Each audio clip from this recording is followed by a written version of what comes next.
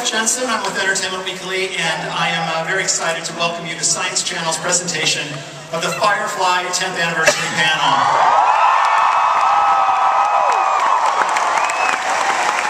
I had a very long and florid intro that argues the importance of Firefly, but I think you know it.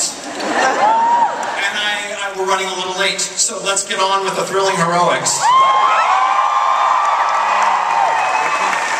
I'd like to introduce the creators and cast, beginning with writer Jose Molina.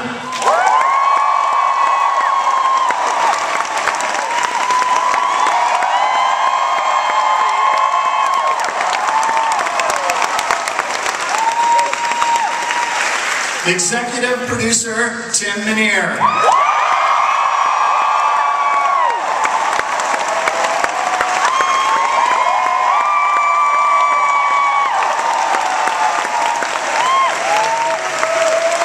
This actor wanted to be introduced as bounty hunter and sandwich maker. You know him better as a leaf on the wind.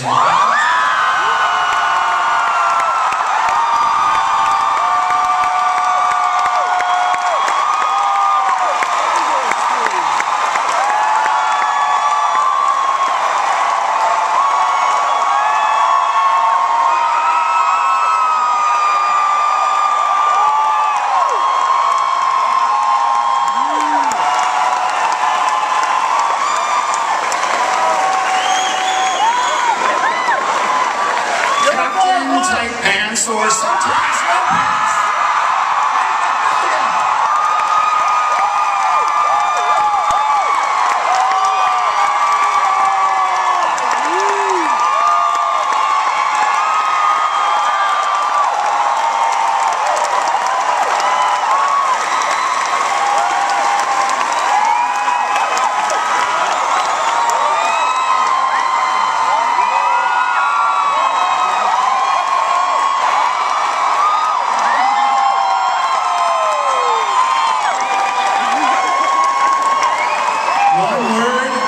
River, Summer Black.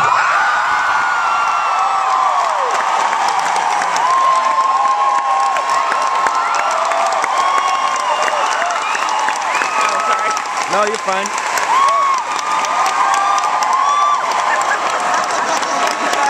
A good doctor, a better brother, Sean Marr.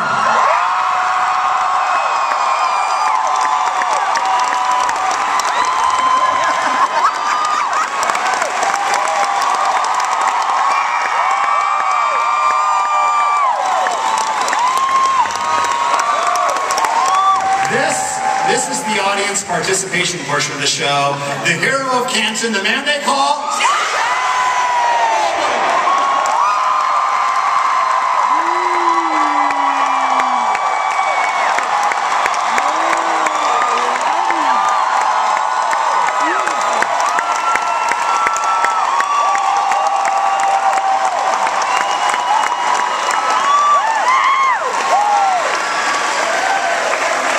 Last but not least, the creator of Buffy, Angel. The director of the third biggest movie of all time, trust me.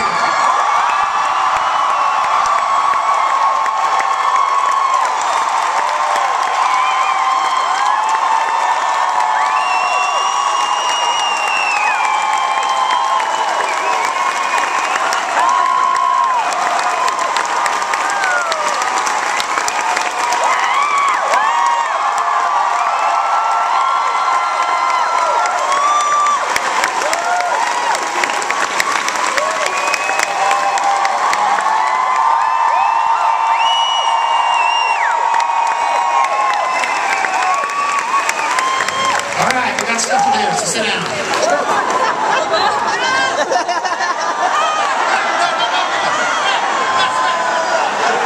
good. I got this one.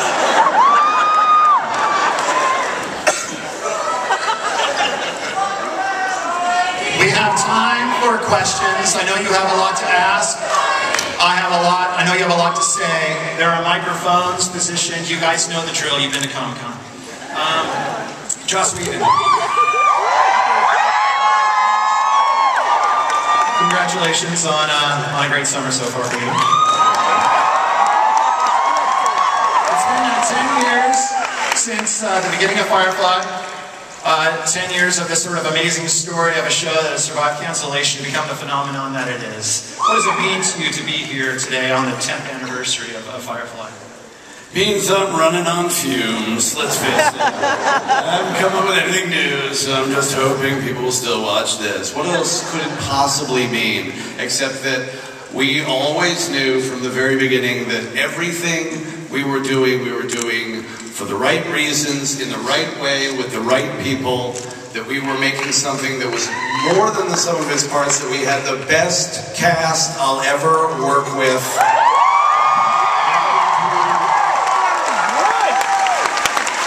We also had Alan, and you know, it goes beyond Vindication. Vindication came a long time ago.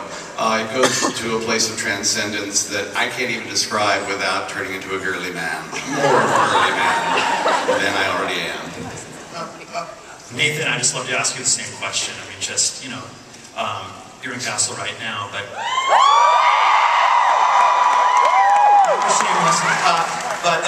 Mal Reynolds, what does he mean to you, and what does it mean to be here today? Oh. If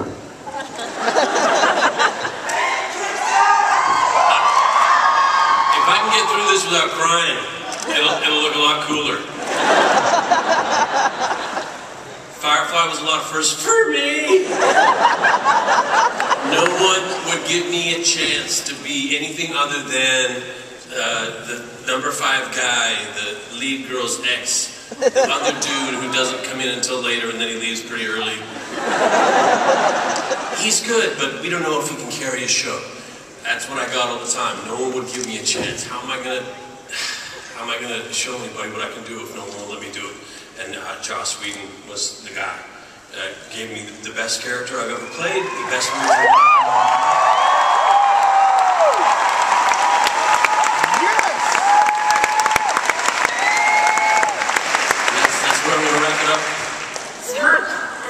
Joss, 10 years ago when you created Firefly, what was on your mind? What kind of science fiction show did you want to create? How did it begin?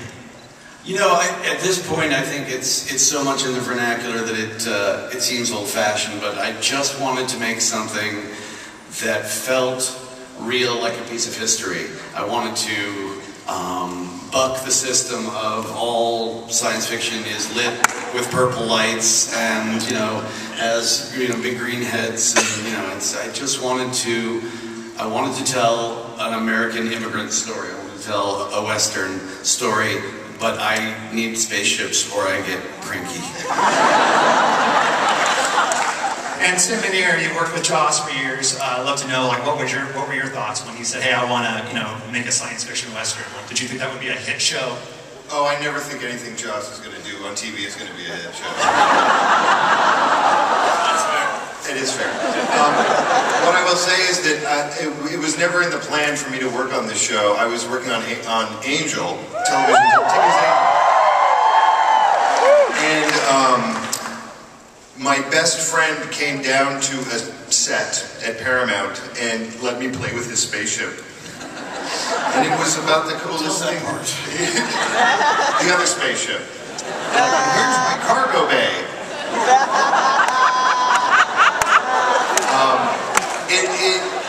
Look, I was a geeky kid growing up. I went to cons, and you know, that's what I did. And Joss Whedon, the coolest guy in Geekland, said, "Come be on my spaceship," and it means as much to me now as it did then, which is kind of a lot. Yeah, I have to, you know, give the dark underbelly of that story as well, which involves betraying David Greenwald, which is always funny. And because I promised him I would never take Tim Minear off of Angel, and a very good friend and a very wise woman, Marty Noxon, and said, "Joss, you need Tim on Firefly, or you will never leave that set, and the other shows will die."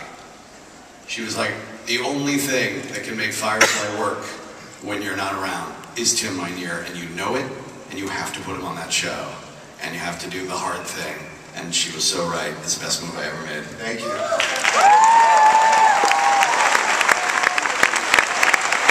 I'd love to ask a question to Jose, like, what was it like to tell stories in this world? Because you can tell science fiction stories, you can tell Western stories, you can tell a little bit of both. Like, what was it like for you as a writer?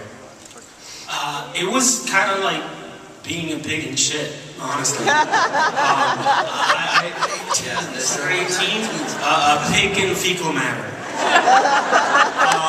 I had been an assistant on Buffy and Angel. I was Howard Gordon's assistant, so I always felt kind of like the kid on the outside looking in and going, please let me play with the pretty toys. And then Firefly came along after I'd gotten my first gig, and I didn't even have to interview it because I knew Joss and I knew Tim. And so I was invited into the sandbox. And then, you know, it's just like, how hard do you geek out, and how hard do you sort of push your own tendencies, which mine were a little more traditional, Star Trek-y, sort of old-fashioned sci-fi. And our homework before we started work was to watch a lot of Westerns. So I tried to be as much of what I thought the guys wanted me to be. And pitch along what the whole staff was pitching and try to make it Westerny. And then ultimately what I wound up writing was the one with the spaceships and the core planet and all the pretty things and the laser guns and the but it was literally a dream come true writing on the show, and completely heartbreaking when it went away. I have to say, because it was Ariel where you were coming in and just coming up with this amazing heist plot stuff. And any writer will say, and then there's a cool heist, and everyone's like, yes! How do you do that? And you know, and my whole thing is, hey, what if they're sad? Hey, what if it's about his father? You know, but the actual, like, coming up with structure, and then that structure has meaning, like the stuff you did on that, I was like, oh, thank God we have someone who can do this. And then later on I'll add more sad. Maybe I'll kill somebody. Sean, you figured prominently in the episode of Ariel. You're like the Danny Ocean of Imperial Hospital heists. I'd love to know, science fiction, Western, fusion of Western culture and Chinese cultures. This sounds kind of really weird. Love to know, kind of like dropping into the middle of this world at the very beginning. I mean, was it difficult? Was it challenging, or did you take to it easy? Was it weird or awesome? Yeah, what was it? It was awesome. I think that's what I loved about it. That we, my first introduction to the world of Firefly actually came out of Joss's mouth. I don't even know if you remember. When we were first meeting the first actors, and we just had all I had was that Simon speech in the pilot to go on, and so I had a lot of questions. So I had said to Joss, the first thing I said was, "Hey, please tell me about this world." So I got to hear it all come from this man's mouth, which was pretty extraordinary. I never once thought of it as science fiction. I don't know who coined the phrase a post-apocalyptic Western, but that's always how I spoke about the show, a post-apocalyptic Western. Ariel to me is actually one of my favorite episodes for many reasons. I mean, just working with these guys was extraordinary. The writing was extraordinary. I love the way it looked. I love that Simon, sort of stepped up to the plate. And I think Tim had told me how Ocean's 11 it was after we shot that initial scene, which I got the night before. Thank you. But yeah, I don't even know what your question was. I'm still in a little bit of a blur because you guys are so crazy.